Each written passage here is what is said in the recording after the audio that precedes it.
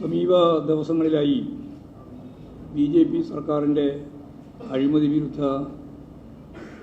സർക്കാരാണെന്ന വലിയ പ്രചരണത്തിൻ്റെ അടിത്തറ തകർന്നു പോകുന്ന കാര്യമാണ് ഇലക്ട്രൽ ബോണ്ട് വിഷയത്തിൽ സുപ്രീം കോടതി സ്വീകരിച്ച സമീപനത്തിൽ നിന്നും വ്യക്തമാകുന്നത്.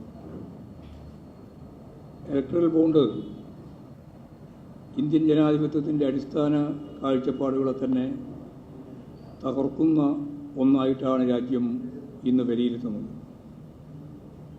രാജ്യത്തെ രാഷ്ട്രീയ പാർട്ടികൾക്ക് ആരിൽ നിന്ന് ഫണ്ട് വാങ്ങുന്നുവെന്നും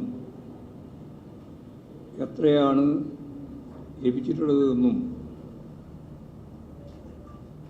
ഈ കാര്യം ജനങ്ങൾക്ക് അറിയാൻ അവകാശമില്ല എന്നായിരുന്നു BJP ഗവൺമെൻറ്റിൻ്റെ വാദം. ജനങ്ങൾക്കറിയാൻ അവകാശമുണ്ട് എന്നാണ് സുപ്രീം കോടതി കർശനമായ നിലപാട് സ്വീകരിച്ചുകൊണ്ട് വിധിച്ചത്. ആരാണ് പണം നൽകിയതെന്നും ആർക്കാണ് പണം ലഭിച്ചതെന്നും ശരിയായ രീതിയിൽ തിരിച്ചറിയാൻ ജനങ്ങൾക്ക് അവകാശമുണ്ട് എന്ന നിലപാട് സ്വീകരിച്ചതോടുകൂടി BJP ഉൾപ്പെടെയുള്ള രാഷ്ട്രീയ പാർട്ടിയുടെ ചരിത്രത്തിൽ മേനി പറഞ്ഞു നടന്നിരുന്ന ഇവർക്കെല്ലാം ഞെട്ടിപ്പിക്കുന്ന കഥകളാണ് പുറത്ത് വന്നുകൊണ്ടിരിക്കുന്ന വിവരങ്ങളിൽ നിന്ന് ജനങ്ങൾക്ക് മനസ്സിലാക്കാൻ സാധിച്ചത്. ഇന്ത്യ കണ്ട സുപ്രധാന അഴിമതികളിലൊന്നായി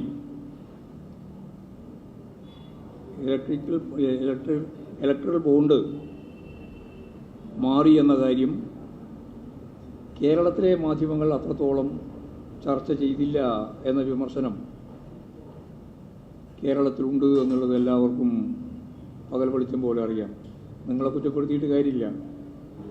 നിങ്ങൾ വിചാരിച്ചാലും നടക്കുന്നതല്ല ഈ കാര്യം. കാരണം ഇതിന് പിന്നിൽ വർഗപരമായ രാഷ്ട്രീയമായ കാഴ്ചപ്പാടാണ് ഉള്ളത്. ഇതിലേറ്റവും പ്രധാനപ്പെട്ട ഒരു കാര്യം ED കേസ് അന്വേഷിക്കുക, അല്ലെങ്കിൽ കേന്ദ്ര ഏജൻസികൾ കേസ് അന്വേഷിക്കുക. ആ കേസ് അന്വേഷിക്കുന്നതിൻ്റെ പശ്ചാത്തലത്തിൽ അവരെ ഭയപ്പെടുത്തി അവരിൽ നിന്ന് പച്ചയായിട്ട് പണം വാങ്ങുക. ആ പണം വാങ്ങിയിട്ടുള്ളത് മൂടിവെക്കപ്പെടുമെന്നായിരുന്നു BJPയുടെ സത്യത്തിലുള്ള ധാരണ. ഇങ്ങനെ ഒരു കാര്യം പുറത്ത് പറയേണ്ടി വരുമെന്ന് അവർ ധരിച്ചിട്ടേയില്ല. സ്വാഭാവികമായിട്ടും ഈ കാര്യങ്ങളെല്ലാം പുറത്തു വന്നപ്പോൾ മലയാള മനോരമ മലയാള മനോരമയുടെ പ്രധാനപ്പെട്ട കമ്പനിയാണല്ലോ MRF. അവർ ഈ പറയുന്ന ബോണ്ട് നൽകിയിട്ടുണ്ട്. സാന്റിയാഗോ മാർട്ടിൻ കോൺഗ്രസ് അവരുടെ ഫണ്ട് വാങ്ങിയിട്ടുണ്ട്. ഇങ്ങനെ ഓരോരുത്തരുടെയും കയ്യിൽ നിന്നും, നമ്മുടെ കേരളത്തിൽ തന്നെയുള്ള നിരവധി ആളുകളുടെ കയ്യിൽ നിന്ന് കോടികൾ പിരിച്ച ബോണ്ടിൻ്റെ വിവരമാണ് പുറത്തു വന്നത്. മറ്റേ ആയിരക്കണക്കിന് കോടിയിലൊന്നും ഞാനിപ്പോൾ വിശദീകരിക്കുന്നില്ല. ഇവിടെ നിങ്ങൾ മനസ്സിലാക്കേണ്ടത്, പ്രളയകാലത്ത് ഓമനക്കുട്ടൻ എന്ന് പറയുന്നൊരു പാർട്ടി മെമ്പർ ആലപ്പുഴ 70 ഉറുപ്പിക ഒരു ഓട്ടോറിക്ഷക്ക് കൊടുക്കാൻ വേണ്ടിയിട്ട് പിരിച്ചു എന്ന് പറഞ്ഞിട്ട് എന്തൊരു ഭൂകമ്പം ഉണ്ടാക്കി ഇവിടെ. മനോരമ ഉൾപ്പെടെ CPIMൻ്റെ പിരിവിനെ സംബന്ധിച്ച് വിശദീകരിക്കുകയായിരുന്നു. ഇപ്പോൾ ഇലക്ട്രൽ ബോണ്ടിൻ്റെ ഭാഗമായിട്ട് കോടാനുകോടി ഉറുപ്പിക ഏറ്റവും വലിയ കള്ളപ്പണക്കാരിൽ നിന്ന്, ഏറ്റവും വലിയ കുറ്റവാളികളിൽ നിന്ന് നിർലജ്ജം ശേഖരിച്ചിട്ട് അതൊന്നും പുറത്തു വരില്ല എന്ന ധാരണയിലായിരുന്നു ഇവരെല്ലാം കൈകാര്യം ചെയ്തുകൊണ്ടിരുന്നത്. അങ്ങനെയാണ് 8251 കോടി ഉറുപ്പിക BJPക്ക് കിട്ടിയത്. ഒന്നുകൂടി ഞാൻ പറയാം, 8251 കോടി. 70 ഉറുപ്പിക വാങ്ങിയതിനെ പറ്റിയായിരുന്നു വലിയ തർക്കം. ഓമനക്കുട്ടൻ്റെ 70 ഉറുപ്പിക, അത് എത്രയോ ദിവസം വാർത്തയായിരുന്നു. 8251 കോടി ഉറുപ്പിക BJP വാങ്ങിയതിനെ പറ്റിയും BJP ബലം പ്രയോഗിച്ച് അവരെ ഭീഷണിപ്പെടുത്തി അതിൻ്റെ തുടർച്ചയായിട്ട് ഇങ്ങനെ ഓരോന്നോരോന്നായിട്ട് വാങ്ങിക്കൊണ്ടിരിക്കുന്ന കാര്യത്തെ സംബന്ധിച്ചും യാതൊരു തരത്തിലുള്ള വാർത്തയും യഥാർത്ഥത്തിൽ മലയാളത്തിൽ ഉൾപ്പെടെ സജീവമായിട്ട് വന്നില്ല. കോൺഗ്രസ് നല്ല രീതിയിൽ അതിൻ്റെ ഭാഗമായിട്ട് ഫണ്ട് വാങ്ങിയിട്ടുണ്ട്. 1428 കോടി റുപ്യ 1428 കോടി റുപ്യ അവരും വാങ്ങിയിട്ടുണ്ട്. അവസാനത്തെ കണക്ക് വന്നപ്പോൾ അത് 1952 എന്നും വ്യക്തമാക്കിയിട്ടുണ്ട്. ആദ്യമായിരുന്നു 1428, അത് 1952. എന്നിട്ടാണ് ഇപ്പോൾ പറയുന്നത് ബസ്സിന് പൈസയില്ലാന്ന്, ടിക്കറ്റ് എടുക്കാൻ പൈസയില്ലാന്ന് പറഞ്ഞിരിക്കുകയാണ്. ഈ പൈസയിൽ എവിടെയാണ് പോയത്? ഈ കിട്ടിയ 1952 കോടി റുപ്യ കോൺഗ്രസിൻ്റെ കയ്യിൽ കിട്ടിയിട്ടുള്ള ബോണ്ട് അടിസ്ഥാനത്തിലുള്ള പണം എവിടെ പോയി? BJP ഗവൺമെൻറ് ഉണ്ട് എന്നെങ്കിലും പറയാം, കോൺഗ്രസിന് ഗവൺമെൻറ് ഒന്നുമില്ലല്ലോ. പക്ഷേ പല രീതിയിലുള്ള സഹായത്തിൻ്റെ ഭാഗമായിട്ടാണ് ഇത്രയും വലിയ ഫണ്ട് അവർ തന്നെ കൊടുക്കുന്ന നില ഉണ്ടായിട്ടുള്ളത്. അതുപോലെ തന്നെ ഇതിൻ്റെ ഭാഗമായിട്ട് കോൺഗ്രസിൻ്റെ തന്നെ പ്രമുഖ വ്യക്തികൾ, വക്താക്കൾ BJPക്ക് 170 കോടി റുപ്യ ബോണ്ട് കൊടുക്കുന്ന നില ഉണ്ടായിട്ടുണ്ട്. ഇതെല്ലാം വിചിത്രമായ സംഭവമല്ലേ? കോൺഗ്രസിൻ്റെ പ്രമുഖ നേതാക്കൾ ഉൾക്കൊള്ളുന്ന ഒരു കുടുംബത്തിൻ്റെ സംരക്ഷണത്തിന് വേണ്ടി BJPക്ക് 170 കോടി റുപ്യ ബോണ്ടായിട്ട് കൊടുത്തു എന്നുള്ള കാര്യം ഇപ്പോൾ പുറത്തു വന്നല്ലോ. ഞാൻ പേരൊന്നും പറയാൻ ഉദ്ദേശിക്കുന്നില്ല, നിങ്ങൾക്കെല്ലാം അറിയുന്ന പേര് തന്നെയാണ്. അപ്പോൾ യഥാർത്ഥത്തിൽ എന്തൊക്കെയാണ് നടന്നുകൊണ്ടിരിക്കുന്നത് എന്നുള്ളതിനൊരു വിചിത്രമായ കാര്യമാണ് ഞാൻ ഇവിടെ പറഞ്ഞു വെച്ചത്. ഇത്തരത്തിൽ കോൺഗ്രസ് ഉൾപ്പെടെയുള്ള പ്രമുഖമായ BJP ഉൾപ്പെടെ ഇവിടെയെല്ലാം ഇലക്ട്രൽ ബോണ്ടിൻ്റെ ഭാഗമായിട്ട് പണം സ്വരൂപിച്ചപ്പോൾ അതിൽ നിന്ന് വ്യത്യസ്തമായ നിലപാട് സ്വീകരിച്ച ഒരു പാർട്ടിയാണ് CPIM ഇടതുപക്ഷ പാർട്ടിയും. ഞങ്ങളെ ഫോക്കസ് ചെയ്യേണ്ടി വരുമെന്നുള്ളത് കൊണ്ടാണ് ആ വാർത്ത തന്നെ നിങ്ങളെല്ലാം പരസ്പരം സംസ്കരിക്കുന്നത്. കാരണം ആ ഫണ്ട് വാങ്ങിയില്ല എന്ന് മാത്രമല്ല, അതിനുവേണ്ടി രജിസ്റ്റർ ചെയ്തില്ല എന്ന് മാത്രമല്ല, അതിനെതിരായിട്ട് ഭരണഘടനാപരമായ പ്രശ്നമാണ് എന്ന് പറഞ്ഞ് സുപ്രീം കോടതിയെ സമീപിക്കുകയും ചെയ്ത ഏക പാർട്ടി CPIM ആണ്. അങ്ങനൊരു വാർത്ത കേരളത്തിൽ വരുന്നത് നിങ്ങൾക്കിഷ്ടമല്ല എന്നുള്ളതുകൊണ്ട് ആ വാർത്ത നിങ്ങൾ ഫലപ്രദമായിട്ട് മുക്കി എന്നുള്ളതാണ് സത്യം. എന്നിട്ട് ചില ആളെല്ലാം പറയുമ്പോൾ ഇപ്പം പറഞ്ഞ എല്ലാ രാഷ്ട്രീയ പാർട്ടികളും വാങ്ങിയിട്ടുണ്ട് എന്ന് പൊതുസാമാന്യവൽക്കരണം നടത്തിക്കൊണ്ടിരിക്കുന്ന സ്ഥിതിയാണ് ഇപ്പോൾ കാണാൻ സാധിക്കുന്നത്. ആ പൊതുസാമാന്യവൽക്കരണം വേണ്ട. CPIM ഇതിനെതിരായിരുന്നു, അന്നേ എതിരായിരുന്നു. അതിനെതിരായിട്ട് കേസ് കൊടുക്കുകയും ഒരു നയ പൈസ അതിൻ്റെ ഭാഗമായിട്ട് വാങ്ങാതിരിക്കുകയും ചെയ്ത പാർട്ടി CPIM ആണ്. അത് ഇടതുപക്ഷത്തിൻ്റെ ഇന്നത്തെ ഇന്ത്യയുടെ ആവശ്യകതയാണ് കൃത്യമായിട്ട് അടയാളപ്പെടുത്തുന്നത്. ജനാധിപത്യത്തെയും ജനങ്ങളെയും കണക്കിലെടുത്തുകൊണ്ട് പ്രവർത്തിക്കുന്ന ഇടതുപക്ഷ പാർട്ടികൾക്ക് യഥാർത്ഥത്തിൽ ഇത്തരം നിലപാടുകൾ സ്വീകരിച്ച് മുമ്പോട്ടേക്ക് പോകാൻ സാധിക്കുന്നത് അവരുടെ നിലപാടിൻ്റെ നയത്തിൻ്റെ അടിസ്ഥാനത്തിലാണ് എന്ന് കാണാൻ നമുക്ക് സാധിക്കും. വേറൊരു പ്രധാനപ്പെട്ട പ്രശ്നം ഇപ്പോൾ ഉയർന്നു വന്നിട്ടുള്ളതാണ് കെജ്രിവാളിൻ്റെ അറസ്റ്റ്. ലോക ജനതയും ലോകരാഷ്ട്രങ്ങളും, കെജ്രിവാളിനെ ഞാൻ കോൺഗ്രസിനെയൊന്നുമല്ല ഞാൻ പറയാൻ പോകുന്നത്, ലോകത്തിലെ അമേരിക്ക, സാമ്രാജ്യത്വത്തിൻ്റെ ഏറ്റവും പ്രധാനപ്പെട്ട ഒരു കേന്ദ്രഭൂമിയാണ് അമേരിക്ക, ജർമ്മനി, ഇത്തരം രാജ്യങ്ങൾ തന്നെ കെജ്രിവാളിനെ പോലെയുള്ളവർക്ക് നേരെ നടക്കുന്ന അറസ്റ്റ് സംബന്ധിച്ച് അതിശക്തിയായ വിമർശനം, പ്രതിഷേധം അവർ രേഖപ്പെടുത്തിയിട്ടുണ്ട്. ജർമ്മനിയുടെ ആദ്യം വന്നപ്പോൾ ഇന്ത്യ ഗവൺമെൻറ് പ്രകോപനപരമായിട്ട് അവർക്കെതിരായിട്ട് ഭീഷണി ഉയർത്തി. അമേരിക്ക കൂടി വന്നപ്പോൾ മൗനായി. ലോക രാഷ്ട്രങ്ങളിൽ വലിയൊരു വിഭാഗം ഇത്തരത്തിലുള്ള ജനാധിപത്യ വിരുദ്ധ നിലപാടുകൾക്കെതിരായി സജീവമായി രംഗത്ത് വരുന്നത് ഇന്ത്യക്ക് അപമാനം സൃഷ്ടിക്കുന്ന ഒന്നായിരിക്കുമെന്ന കാര്യത്തിൽ യാതൊരു സംശയമില്ല. മദ്യവ്യാപാരിയുമായിട്ട് ബന്ധപ്പെട്ട അഴിമതി പറഞ്ഞുകൊണ്ടാണ് ഒരു പ്രമുഖനായിട്ടുള്ള മദ്യ മേഖലയിൽ പ്രവർത്തിക്കുന്ന ശരത് ചന്ദ്ര റെഡ്ഡിയുടെ മൊഴി പറഞ്ഞുകൊണ്ടാണ് കെജ്രിവാളിനെ അറസ്റ്റ് ചെയ്യുന്നതിലേക്ക് എത്തിയത് എന്നാണ് അവർ പറഞ്ഞത്. എന്നാൽ അദ്ദേഹത്തെ അറസ്റ്റ് ചെയ്തതിന് ശേഷം ഈ അരവിന്ദ് കെജ്രിവാളിനെ കണ്ടിട്ടില്ല എന്ന കാര്യമാണ് മൊഴിയിലൂടെ വ്യക്തമാക്കിയിരുന്നത് ശരത്ചന്ദ്ര റെഡ്ഡി. പിന്നീട് മാപ്പുസാക്ഷിയാക്കാൻ സമ്മതിച്ചപ്പോഴാണ് 34.5 കോടി രൂപയും അദ്ദേഹത്തിനെതിരായിട്ടുള്ള, അതായത് അരവിന്ദ് കെജ്രിവാളിനെതിരായിട്ടുള്ള മൊഴിയും അവർ വാങ്ങി അദ്ദേഹത്തെ മാപ്പ് സാക്ഷിയാക്കിയത്. ഇതാണ് ആ കേസിൻ്റെ ഏറ്റവും അടിസ്ഥാനപരമായിട്ടുള്ള കാര്യം. ഒരിക്കലും കണ്ടിട്ടില്ല, സംസാരിച്ചിട്ടില്ല എന്ന് പറഞ്ഞിരുന്ന ശരത്ചന്ദ്ര റെഡ്ഡിയെ മാപ്പുസാക്ഷിയാക്കിയിട്ട് ഈ രീതിയിലുള്ള ഒരു മൊഴി വാങ്ങി അദ്ദേഹത്തെ ഒഴിവാക്കുന്ന നിലയാണ് യഥാർത്ഥത്തിൽ സ്വീകരിച്ചത്. യഥാർത്ഥത്തിൽ കുറ്റവാളിയായി വരുന്നത് അധികാരം ഉപയോഗിച്ച് പണം പിടുങ്ങി കേന്ദ്ര സർക്കാരിൻ്റെ നിലപാടാണ് നമുക്ക് ഇതിൽ കാണാൻ സാധിക്കുന്നത്. അപ്പോൾ മൊഴിയും വാങ്ങും, പണവും വാങ്ങി, എന്നിട്ട് മാപ്പുസാക്ഷിയായിട്ട് ഒഴിവാക്കുകയും ചെയ്തു. ഈ വിഷയത്തിൽ കോൺഗ്രസ് എടുത്ത നിലപാടെന്താ? ഇപ്പോൾ കോൺഗ്രസ് പറഞ്ഞുകൊണ്ടിരിക്കുന്നത് ഇതെല്ലാം ഞങ്ങൾ ശക്തിയായിട്ട് നിലപാട് സ്വീകരിക്കുന്നത്. എന്ത് നിലപാടാണ് നിങ്ങളെടുത്തത്? സിസോദിയെ മുമ്പ് അറസ്റ്റ് ചെയ്തു, ഡൽഹി മന്ത്രിയായിരുന്നു. സിസോദിയെ അറസ്റ്റ് ചെയ്തപ്പോൾ എന്തുകൊണ്ട് മുഖ്യമന്ത്രി കെജ്രിവാളിനെ അറസ്റ്റ് ചെയ്യുന്നില്ല എന്ന ചോദ്യമാണ് കോൺഗ്രസ് ഉന്നയിച്ചിരുന്നത്. ഇതൊന്നും ആളുകൾ മറന്നുപോയി എന്ന് ധരിക്കാൻ പാടില്ല കോൺഗ്രസ്, പ്രത്യേകിച്ച് കേരളത്തിലെ വി ഡി സതീശൻ ഉൾപ്പെടെയുള്ള ആളുകൾ. അതായത് സിസോദിയെ അറസ്റ്റ് ചെയ്തതിൽ പ്രതിഷേധിച്ചില്ല എന്ന് മാത്രമല്ല, സിസോദിയെ അറസ്റ്റ് ചെയ്തതുപോലെ എന്തുകൊണ്ടാണ് മുഖ്യമന്ത്രി കെജ്രിവാളിനെ അറസ്റ്റ് ചെയ്യാത്തത് എന്ന ചോദ്യമാണ് കോൺഗ്രസ് ഉന്നയിച്ചത്. ഞാൻ നേരത്തെ പറഞ്ഞ പോലെ പ്രതിഷേധിക്കാൻ അവരന്ന് തയ്യാറുണ്ടായിരുന്നില്ല. കേന്ദ്ര ഏജൻസികളെ ഉപയോഗിച്ച് മോദി സർക്കാരിൻ്റെ നിരവധിയായ ഇടപെടലുകളെ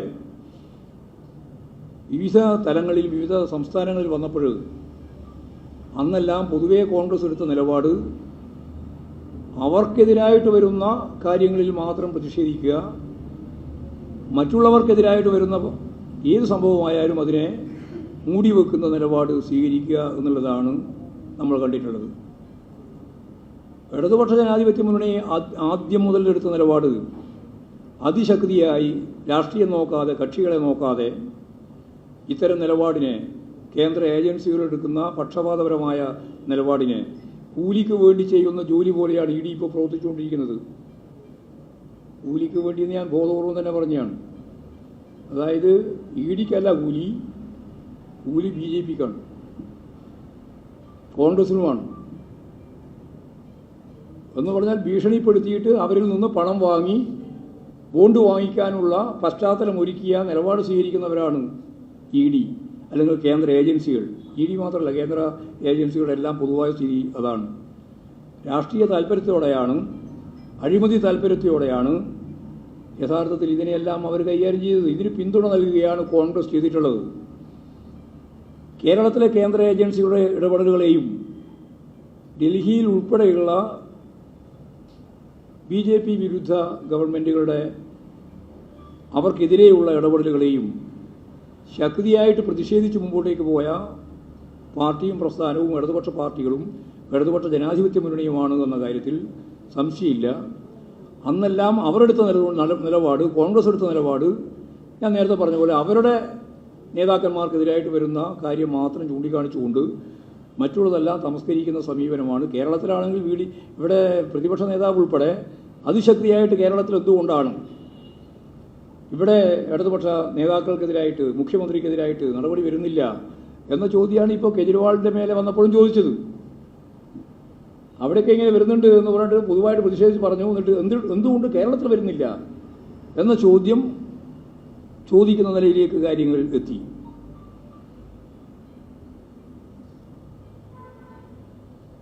വളരെ പ്രധാനപ്പെട്ട മറ്റൊരു കാര്യം ഇപ്പോൾ പുറത്തു വന്നിട്ടുണ്ട്. അതിന് ആ പുറത്തു കൊണ്ടുവന്ന വാർത്ത നന്നായിട്ട് കൊടുത്തൊരു പത്രം മനോരമയാണ്. മനോരമയാണ് എല്ലാ സന്ദർഭങ്ങളിലും അതിശക്തിയായിട്ട് വിമർശിക്കാറുണ്ടെങ്കിലും ചിലപ്പോഴിങ്ങനെ വീണ് കിട്ടുന്ന ചില സന്ദർഭങ്ങളുണ്ടാവും. ആ ഒരു സന്ദർഭം എന്ന് പറയുന്നത് നെല്ല് സംഭരണവുമായിട്ട് ബന്ധപ്പെട്ട കാര്യം. ബി ജെ പിയും കോൺഗ്രസും എല്ലാം പറഞ്ഞത് ഇവിടെ ഒരു നയാ പൈസയും നമുക്ക് തരാനില്ല, ഗവൺമെൻറ്റിൻ്റെ പിടിപ്പുകൾ കൊണ്ട് നെല്ല് സംഭരിച്ച് പണം കൊടുക്കാൻ സാധിക്കുന്നില്ല എന്ന കാര്യമായിരുന്നു പറഞ്ഞുകൊണ്ടിരുന്നത്. അങ്ങനെ പറഞ്ഞുകൊണ്ടിരുന്നപ്പോൾ നിങ്ങൾക്കറിയാം, കേന്ദ്രം നമുക്കിപ്പോൾ 800 കോടിയിലധികം ഉറുപ്പിക,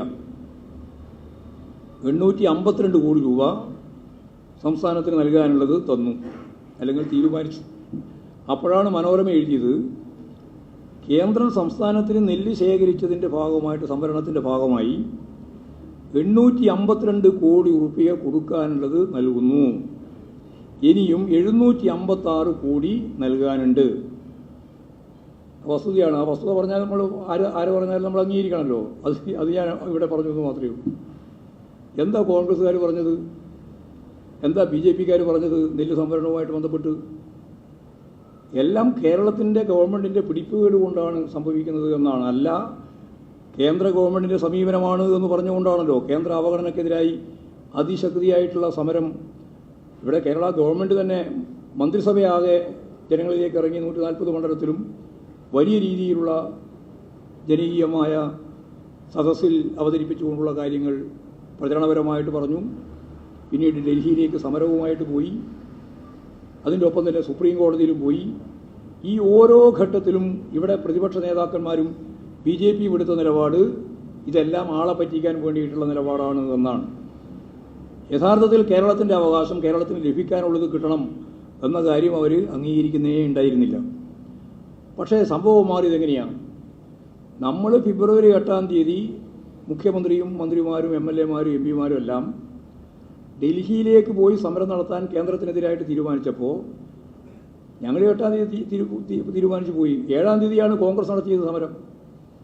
ആ കോൺഗ്രസിൻ്റെ പ്രമുഖ നേതാക്കൾ ഉൾപ്പെടെ കേരളം ഉൾപ്പെടെയുള്ള സംസ്ഥാനങ്ങൾക്ക് ഈ പ്രശ്നമുണ്ട് എന്ന് അവിടെ തന്നെ സൂചിപ്പിക്കുന്ന നിലയുണ്ടായി. അതും വളരെ പ്രധാനപ്പെട്ടൊരു കാര്യമാണ്. ഇപ്പോഴാണെങ്കിൽ അന്ന് അവർ കേന്ദ്രത്തിനെതിരായിട്ടുള്ള സമരമാണ് നടത്തിയത്.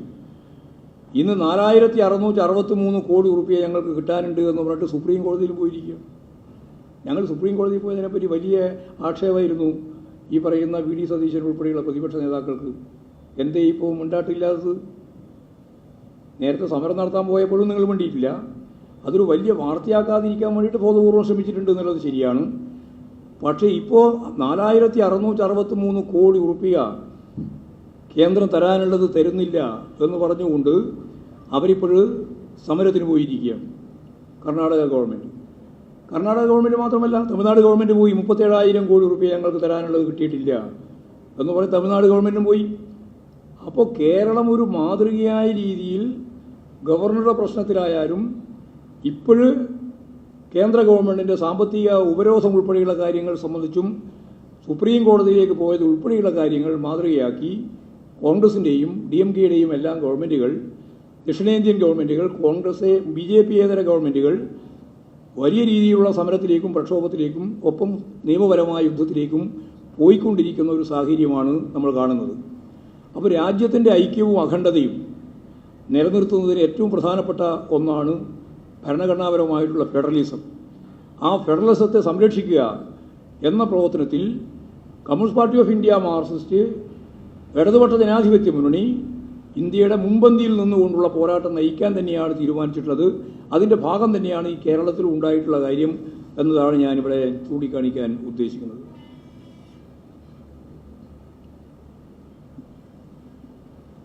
അപ്പോൾ ഇതാണ് പൊതുവായിട്ട് പറയാനുള്ള കാര്യം.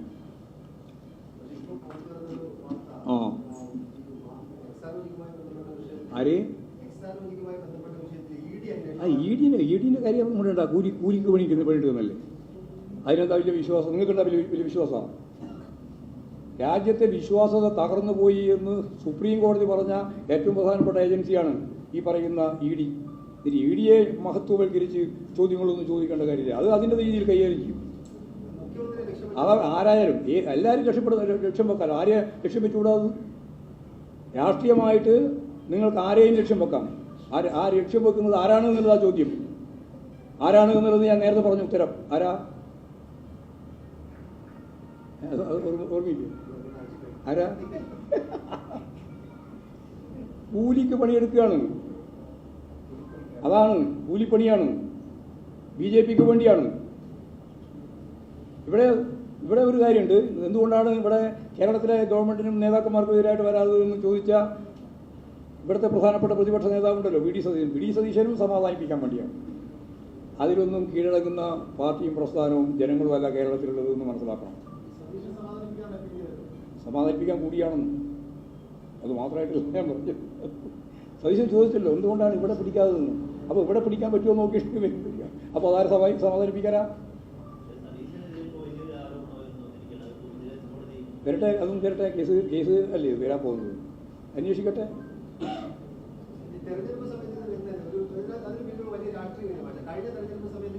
അല്ല, ഇത് അസംബ്ലിയിൽ തന്നെ ഉന്നയിച്ചതാണല്ലോ. ഇത് സെൻട്രൽ ഏജൻസികളെ എല്ലാ കാലത്തും അവർ ഉപയോഗിച്ചുകൊണ്ടിരിക്കുകയല്ലേ. അങ്ങനെ സെൻട്രൽ ഏജൻസികളെ രാഷ്ട്രീയ ലാഭത്തിന് വേണ്ടി എന്നാണ് ഞങ്ങൾ ഇതേവരെ പറഞ്ഞിരുന്നത്. എന്നാൽ ഇപ്പോൾ പറയാണ് രാഷ്ട്രീയ ലാഭത്തിന് വേണ്ടിയില്ല, പണം ഉണ്ടാക്കാൻ, കട്ട് മുടിക്കാൻ കോടാനുകൂടി ഉറപ്പിക്കുക. ഒന്നും ഉണ്ടായിട്ട് അതൊക്കെ ഞങ്ങൾക്ക് കിട്ടേണ്ടത് കിട്ടി. എന്ത് കിട്ടേണ്ടത്? ആ കള്ളപ്പണക്കാരൻ്റെ, കുറ്റവാളികളുടെ കയ്യിൽ നിന്ന് ഭീഷണിപ്പെടുത്തി വാങ്ങുകയാണ്. ഗുണ്ടാ പിരിവാണ് BJP നടത്തിയത്. ഗുണ്ടാ പിരിവ്. ആ ഗുണ്ടാ പിരിവ് നടത്തിയിട്ടാണ് ഈ പറഞ്ഞ, ഞാൻ നേരത്തെ പറഞ്ഞ സംഖ്യ ഉണ്ടല്ലോ, ഇത്രയും കോടി ഉറപ്പിക്കുക. എത്ര? 8251 കോടി. ചെറിയ ഗുണ്ടാ പിരിവല്ല. നമ്മുടെ നാട്ടിലെ ഗുണ്ടകളെ പറ്റി പിരിക്കുമ്പോൾ ഒരു 1000, 2000, 1 ലക്ഷമൊക്കെയാണ് പിരിക്കുക. ഇത് 8251 കോടി ഉറപ്പിക ഗുണ്ടാ പിരിവ് പോലെ ഇലക്ട്രൽ ബോണ്ടിൻ്റെ ഭാഗമായിട്ട് കേസ് എടുക്കുമെന്ന് പറഞ്ഞ്, അല്ലെങ്കിൽ കേസ് എടുപ്പിച്ച്, എന്നിട്ട് അതിൻ്റെ പെനാൽറ്റി ആയിട്ട് ആയിരക്കണക്കിന് കോടി ഉറപ്പിക സാനിയോ മാർട്ടിൻ ഉൾപ്പെടെയുള്ളവരുടെ കയ്യിൽ നിന്ന് വാങ്ങുക. ഒരു മാന്യത നടിച്ച് നടക്കുകയാണ് കോൺഗ്രസും BJP എല്ലാം. അതിലൊന്നാം പ്രതി BJP തന്നെയാണ്. അതിൻ്റെ ഒപ്പം BJPയുടെ ഒപ്പം കോൺഗ്രസ് കൊണ്ടുവന്ന് മാത്രമേ.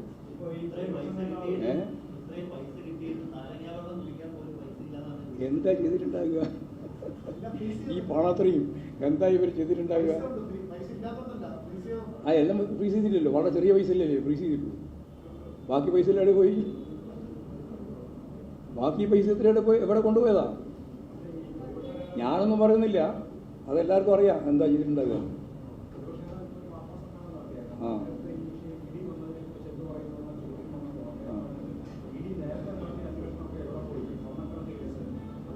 അതെ അതെ അതന്നെ.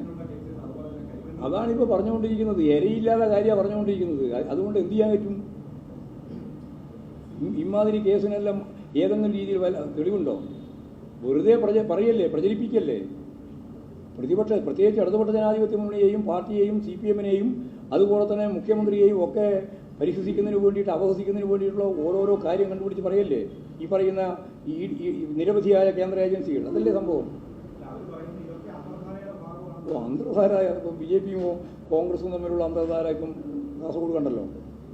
പഞ്ചായത്ത് ഇപ്പോൾ ഈ ഇലക്ഷൻ്റെ ഇടയിൽ പോയിട്ട് പഞ്ചായത്ത് പ്രസിഡന്റിനെ മാറ്റുന്നതിന് വേണ്ടിയിട്ട് അങ്ങോട്ടും ഇങ്ങോട്ടും ചോദിച്ച് നിലപാട് സ്വീകരിക്കാൻ നമ്മൾ കണ്ടതല്ലേ കൈവിളിക്കുക. അതൊന്നും പറയണ്ട. അന്തർധാരയെ സംബന്ധിച്ച് ഞങ്ങൾക്ക് നല്ല ധാരണയുണ്ട്, കേരളത്തിലെ ജനങ്ങൾക്കും നല്ല ധാരണയുണ്ട്. സതീശൻ പറഞ്ഞാൽ ഉണ്ടാവുന്നതല്ല അന്തർധാര. അത് ആരാണ് അന്തർധാര ഉണ്ടാക്കുന്നത് എന്ന് നമുക്ക് എല്ലാവർക്കും അറിയാം. ഇന്നത്തെ കോൺഗ്രസ് അപ്പോൾ ആസാം മുഖ്യമന്ത്രി പറഞ്ഞത് നിങ്ങൾ വായിച്ചില്ലേ? വായിച്ചാ? ഇതിലൊന്ന് വായിച്ചു നോക്കേണ്ടിയാണ്. എന്താ ഒരു പുതിയ പ്രയോഗമാണ്. വായിച്ചില്ല? ആരും വായിച്ചില്ലേ? വായിച്ചാ? ആസാം മുഖ്യമന്ത്രി, പഴയ കോൺഗ്രസ് നേതാവാണ് ഇപ്പോഴത്തെ ആസാം മുഖ്യമന്ത്രി BJP. എന്താ പറഞ്ഞത്?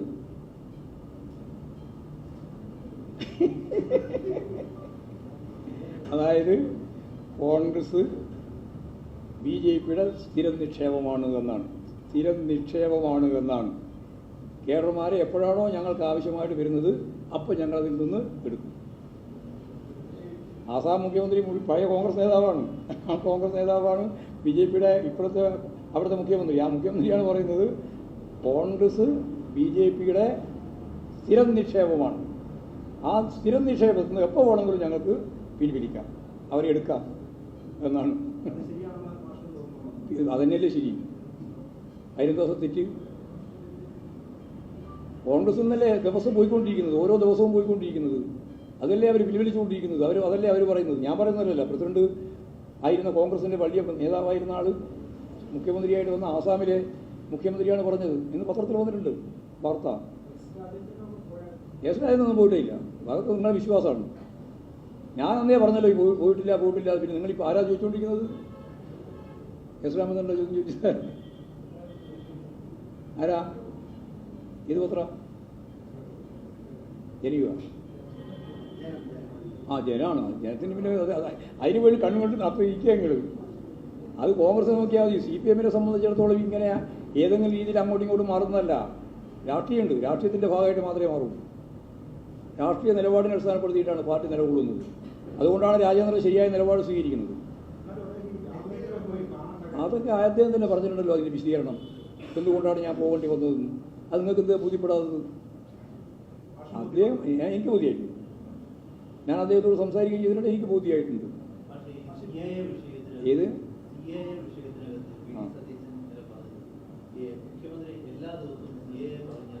അപ്പോൾ നിങ്ങൾക്ക് അൾട്ടി മനസ്സിലായില്ലേ? സതീശനെ ഉൾക്കിടലം കൊള്ളിക്കുന്ന ഏറ്റവും പ്രധാനപ്പെട്ട കേരള രാഷ്ട്രീയത്തിലെ പ്രശ്നം ഏതാണെന്ന് ചോദിച്ചാൽ ഉറപ്പായിട്ട് ഞാൻ പറയാം CAA പ്രശ്നമാണ്. പൗരത്വ ഭേദഗതി നിയമം എന്ന് പറയുന്നത് ഈ ഇന്ത്യയെ ഹിന്ദു രാഷ്ട്രമാക്കുന്നതിന് വേണ്ടിയുള്ള ഏറ്റവും പ്രധാനപ്പെട്ട ഇടപെടലാണ്. ആ ഹിന്ദുത്വ രാഷ്ട്രമെന്ന വർഗീയവൽക്കരിക്കപ്പെടുന്ന പ്രക്രിയയിലേക്ക് നീങ്ങാൻ അവർ നടത്തിക്കൊണ്ടുവന്ന ശ്രമത്തെ പ്രതിരോധിക്കുക എന്നുള്ളത് CPM-ൻ്റെയും ഇടതുപക്ഷ ജനാധിപത്യ മുന്നണിയുടെയും ഏറ്റവും പ്രധാനപ്പെട്ട ചുമതലയും കടമയുമാണ്. ആ കടമയും ചുമതലയും ഞങ്ങൾ നിർവഹിക്കുന്ന ചെയ്യും. അത് ഇപ്പോൾ ഒരു പ്രാവശ്യം പറയല്ല, എല്ലാ യോഗത്തിലും പറയും. മുഖ്യമന്ത്രിക്ക് മതപരമായ കാര്യമൊന്നും ഉപയോഗിക്കേണ്ട ഒരു കാര്യമില്ല. പരാതിയെല്ലാം കൊടുത്തോട്ടെ. പരാതിക്കിട്ട് ആർക്കാ ഭയമുള്ളത്? പരാതി കൊടുക്കുമ്പോൾ ഭയപ്പെട്ട് നിൽക്കുന്ന ഇവിടുത്തെ പാർട്ടി പ്രസ്ഥാനമല്ല, മുഖ്യമന്ത്രിയല്ല. പരാതി കൊടുത്തോട്ടെ. മുഖ്യമന്ത്രി മാത്രമല്ല, CPIM-ഉം ഇടതുപക്ഷ ജനാധിപത്യ മുന്നണിയും എല്ലാം തന്നെ കൃത്യമായിട്ട് പറഞ്ഞുകൊണ്ടിരിക്കുന്നത് ഈ പൗരത്വ ഭേദഗതി നിയമം എന്ന് പറയുന്നത് നിരവധി കൈവഴികളിലുള്ള ഹിന്ദുത്വ രാഷ്ട്രത്തിലേക്ക് നീങ്ങാനുള്ള ഫാസിസ്റ്റ് പ്രവർത്തനത്തിൻ്റെ ഭാഗമാണെന്നാണ്. വെറും ഹിന്ദുത്വം എന്ന് പറഞ്ഞാൽ ശരിയാവില്ല, ഫാസിസ്റ്റ് രാഷ്ട്രം സൃഷ്ടിക്കാനുള്ള പ്രവർത്തനത്തിൻ്റെ ഭാഗമാണെന്നാണ്. അങ്ങനെ പറയാൻ VD സതീശന് ഒരു ജന്മം കൂടി ജനിക്കണം. അതാ കാര്യം, അതാ പ്രശ്നം. അങ്ങനെ ഒരു മതത്തിൻ്റെ വികാരവും ഇല്ല അതിനകത്ത്. ഇവിടെ മതനിരപേക്ഷതയുടെ വികാരം മാത്രമേ ഉള്ളൂ, മതനിരപേക്ഷതയുടെ വികാരം മാത്രമേ ഉള്ളൂ, മതത്തിൻ്റെ വികാരമില്ല. ഇവിടെ എല്ലാ മതത്തിൽപ്പെട്ടവർക്കും എല്ലാ അർത്ഥത്തിലും ജനാധിപത്യപരമായ രീതിയിൽ ജീവിക്കാൻ അവകാശം വേണം. അതിൽ ഒരു വിഭാഗത്തിന് പറ്റില്ല, രണ്ട് വിഭാഗത്തിന് പറ്റില്ല, മറ്റുള്ളവർ ഒന്നാം പൗരന്മാർ, ഇത് രണ്ടാം പൗരന്മാർ എന്ന രീതിയിൽ തീരുമാനിച്ചു പോകാൻ പറ്റില്ല എന്ന് തന്നെയാണ് CPIM പറഞ്ഞിട്ടുള്ളത്. ഇവിടെ കേരള ഗവൺമെൻറ് കൃത്യമായിട്ട് പറഞ്ഞല്ലോ, അസംബ്ലി പ്രമേയം പാസാക്കി, കേരള ഗവൺമെൻറ് പ്രഖ്യാപിച്ചു. ഇപ്പോഴും പറഞ്ഞു ഞങ്ങൾ നടപ്പിലാക്കില്ല എന്ന്. ഞങ്ങൾ പറയുമ്പോൾ എന്താ VD സതീശൻ പറയുന്നത്? നടപ്പിലാക്കേണ്ടി വരും എന്നാണ്. എന്തേ നിങ്ങളുടെ കർണാടക ഗവൺമെൻറ് പറയാത്തത്? നിങ്ങൾ രണ്ട് ഗവൺമെൻറ്റേ പോകുള്ളൂ, മൂന്നാമത്തെ ഗവൺമെൻറ് അർദ്ധ അവസ്ഥയിലാണ്. ഇത് ഹിമാചൽ പ്രദേശ് എപ്പോഴാണ് അതിൻ്റെ അന്ത്യം കുറിക്കുക എന്ന് പറയാൻ സാധിക്കാത്ത ഒരവസ്ഥയിൽ നിൽക്കുകയാണ്. 6 ആളാണെന്ന് കാലം മാറിയിട്ട് 6 BJP ചേർന്നു. BJP സ്ഥാനാർത്ഥികളായി. ഏത് ഹിമാചൽ പ്രദേശിൽ.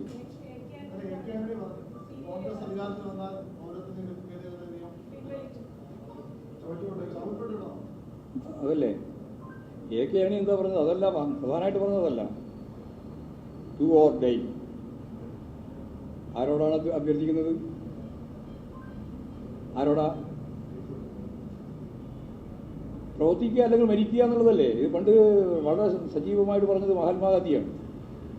ആ മഹാത്മാഗാന്ധിയെ കൊന്ന ഹിന്ദു വർഗീയവാദികളുടെ മുന്നണി പോരാളിയായിട്ടാണ് AK ആന്റണി തീറ്റിപ്പോറ്റി വളർത്തിയെടുത്തിട്ടുള്ള സ്വന്തം മകൻ പ്രവർത്തിക്കുന്നത്. ഇതാണ് നമ്മൾ കാണുന്ന വിരോധാഭാസം.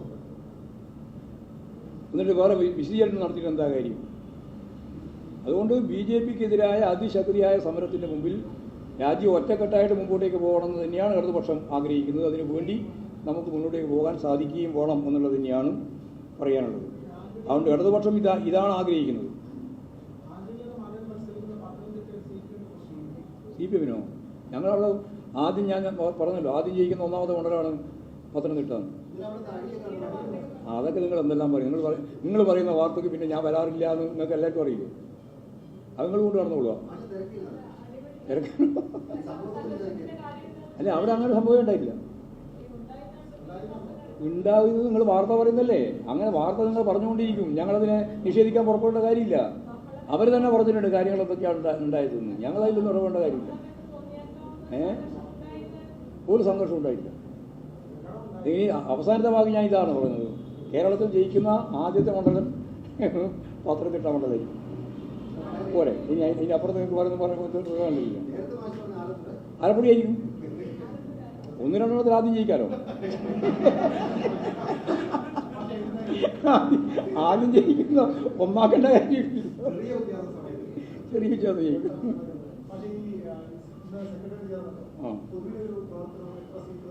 മെച്ചപ്പെട്ട പ്രവർത്തനമാണ്, വമ്പിച്ച രീതിയിലുള്ള മുന്നേറ്റമാണ് കേരളത്തിൽ ഉണ്ടാക്കാൻ പോകുന്നത്.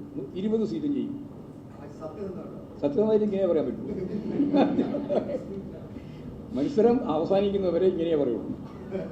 മത്സരം കഴിഞ്ഞതിന് ശേഷം നമുക്ക് മറ്റു കാര്യം വേണമെങ്കിൽ പറയാം. ഇപ്പം 20 സീറ്റ് നമ്മൾ ജയിക്കാനാണ്. വയനാട് ഉൾപ്പെടെ ജയിക്കാനില്ല. പുതിയ ഏറ്റവും വലിയ അംഗീകാരമുള്ള സ്ഥാനാർത്ഥിയാണ് അവിടെ വന്നിട്ടുള്ളത്. ഇടതുപക്ഷ ജനാധിപത്യ മുന്നണിയുടെ ഏറ്റവും പ്രധാനപ്പെട്ട നേതാവ് സുരേന്ദ്രൻ. അത്ര വോട്ട് കിട്ടി നോക്കുക മതി. സുരേന്ദ്രൻ മത്സരിച്ച് ജയിക്കുമെന്നുണ്ടെങ്കിൽ മുമ്പ് ജയിക്കേണ്ട 2 എണ്ണത്തിന് മത്സരിച്ച് ജയിച്ചിട്ടില്ലല്ലോ. അതുകൊണ്ട് BJP കേരളത്തിൽ ഒരു സ്ഥലത്തും ജയിക്കില്ല, ഒരു സീറ്റും ജയിക്കില്ല. പണ്ട് 33 സീറ്റും ജയിക്കുമെന്ന് പറഞ്ഞില്ലേ? എവിടെ ജയിച്ചിരിക്കുന്നു? ഉള്ളതൊന്നും പോയി. അത് UDF എന്ന് വന്നവരെയാണ് അവർ പ്രധാനമായിട്ട് മത്സരിക്കാൻ തീരുമാനിച്ചിട്ടുള്ളത്. 4-1 UDF ആണ്.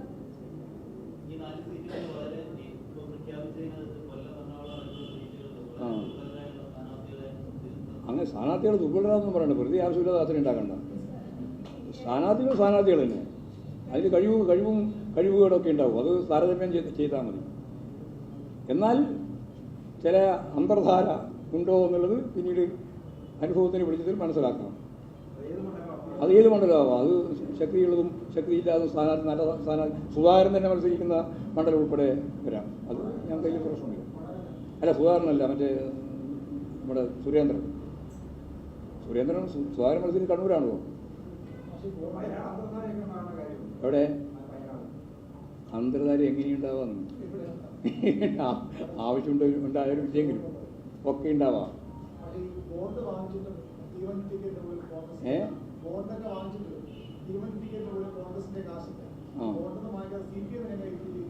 ഞങ്ങളുടെ അക്ഷയപാത്രം പോലുള്ള ജനങ്ങളുള്ളിടത്തോളം കാലം ഞങ്ങൾക്ക് എന്തിനാ പണത്തിന് ക്ഷാമം? ഞാനെല്ലാ കമ്മിറ്റി നമ്മുടെ സാറിനോട് തന്നെ പറയാറുണ്ട്, ഞങ്ങളുടെ അക്ഷയപാത്രം എന്ന് പറയുന്നത് ജനങ്ങളാണ്. ജനങ്ങൾക്ക് വേണ്ടി പ്രവർത്തിക്കുന്ന, ജനങ്ങളുടെ ചെലവിൽ പ്രവർത്തിക്കുന്ന പാർട്ടിയാണ് CPIM. അത് എപ്പോഴാണോ ജനങ്ങൾ ഞങ്ങളുടെ ഒപ്പം ഇല്ലാതിരിക്കുന്നത് അന്ന് ഈ പാർട്ടി ഉണ്ടാവില്ല. നേരെ മറിച്ച് അംബാനി അദാനിയും എപ്പോഴാണോ ഒപ്പം ഇല്ലാതിരിക്കുന്നത് അന്ന് BJP ഉണ്ടാവില്ല, അന്ന് കോൺഗ്രസും ഉണ്ടാവില്ല. ഞങ്ങളെ സംബന്ധിച്ചിടത്തോളം അതൊരു പ്രശ്നമുള്ള കാര്യമല്ല. ഞങ്ങൾ ജനങ്ങളോടൊപ്പം നിൽക്കുകയാണ്, ജനങ്ങൾക്ക് വേണ്ടി പ്രവർത്തിക്കുകയാണ്, ജനങ്ങളുടെ ചെലവിലാണ് പ്രവർത്തിക്കുക. ആര് എന്നാ സാമ്പത്തിക അറിയില്ല.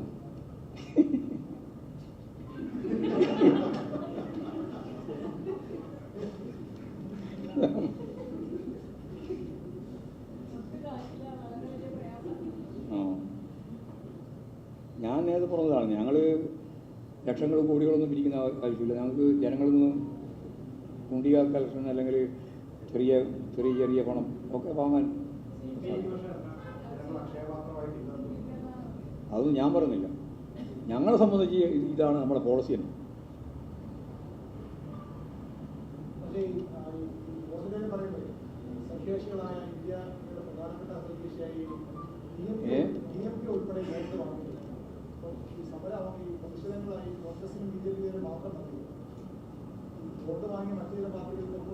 ഉണ്ട്. അതിന് ചെറിയ ചെറിയ പാർട്ടികളില്ല. ഇതല്ലേ പ്രധാനപ്പെട്ട 2 കക്ഷികൾ, BJPയും കോൺഗ്രസും. അതിൽ ഞാൻ കോൺഗ്രസിനെ പോലും അതിൻ്റെ 1-ാം പ്രതിയിലേക്ക് കൊണ്ടുവന്നില്ല. ഞാൻ കൊണ്ടുവരുന്നത് BJP തന്നെയാണ്. ഈ പറയുന്ന രീതിയിലുള്ള പണം പിരിച്ചത്, ഏത് ഗുണ്ട രീതിയിലുള്ള പണം പിരിവ് നടത്തിയിട്ടുള്ളത്, അതിൽ ഉപയോഗിച്ച ഗുണ്ടേനെയല്ല ഉപയോഗിച്ചത്. ആരെയാ? ഗുണ്ടേനല്ല അവർ ഉപയോഗിച്ചത്. ആരെയാ ഉപയോഗിച്ചത്? ഇഡിനെ. അപ്പം ആ ഇഡി ഏതാ? ആ പണി നടത്തുന്നത് ഇവരാണ്, ഇഡിയാണ്. ഇഡിയോ CBI പലതുമുണ്ട്, പല ഏജൻസികളുമുണ്ട്. അതിനൊക്കെ ഉപയോഗിച്ചിട്ടാണ് ഈ പണം ഇങ്ങനെ സ്വരൂപിച്ചത്.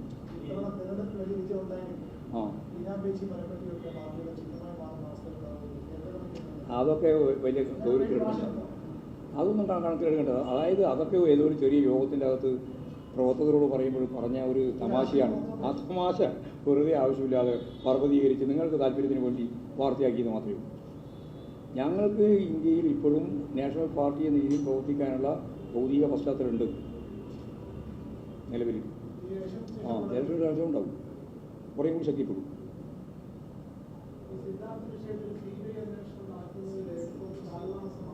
കാലതാമസം വന്നല്ലേ പറഞ്ഞത്. അതുകൊണ്ടല്ലേ 3 നാൾ ഇവിടെ ഇപ്പോൾ നടപടി എടുത്തത്. അങ്ങനെ വരാൻ പാടില്ലായിരുന്നു. വരാൻ പാടില്ല എന്ന് മുഖ്യമന്ത്രി തന്നെ മുൻകൈയെടുത്ത് അന്ന് തന്നെ ഓർഡറാക്കി അന്ന് തന്നെ കൃത്യമായിട്ട് കാര്യം കൈകാര്യം ചെയ്തിട്ട് പോകേണ്ടതാണ്. ആ പോകുന്നതിൽ തീർച്ചയായിട്ടും ഒരു ഉറച്ച നിലപാട് സ്വീകരിച്ച് മുമ്പോട്ടേക്ക് പോകുന്നതിൽ ഡിപ്പാർട്ട്മെൻറ്റ് ഭാഗമായിട്ട് പ്രശ്നമുണ്ടായി. ആ പ്രശ്നമുള്ളതുകൊണ്ടാണ് അവരെ 3 പേരെ നടപടിക്ക് വിധേയപ്പെടുത്തണമെന്ന് ഗവൺമെൻറ് തീരുമാനിച്ചു. ഗവൺമെൻറ് വ്യക്തമായിട്ട് ആ കുടുംബത്തോടൊപ്പം വലിയ ഒരു സംശയവുമല്ല. യെസ്, ഒരു പുസ്തക പ്രകാശനമുണ്ട്, അത് പറഞ്ഞു ഒന്ന് പറഞ്ഞു, അതും കൂടി ഇതിൻ്റെ ഒപ്പം തന്നെ കടന്നു പറ.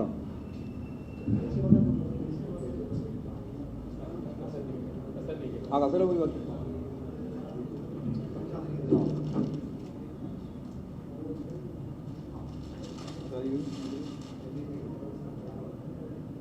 തിരഞ്ഞെടുപ്പായിട്ട് വന്ന് ഒരു എന്തുകൊണ്ട് ഇടതുപക്ഷം എന്നുള്ളതാണ്. ആർക്കാണ് ഇത് കൊടുക്കേണ്ടത്? റിലീസ് ആവാൻ ആരും ഒരാൾ കൊടുക്കാം. ആരാ വന്നേ മതിയോ? ഭവന് കൊടുത്തുകൊണ്ട് പ്രകാശം.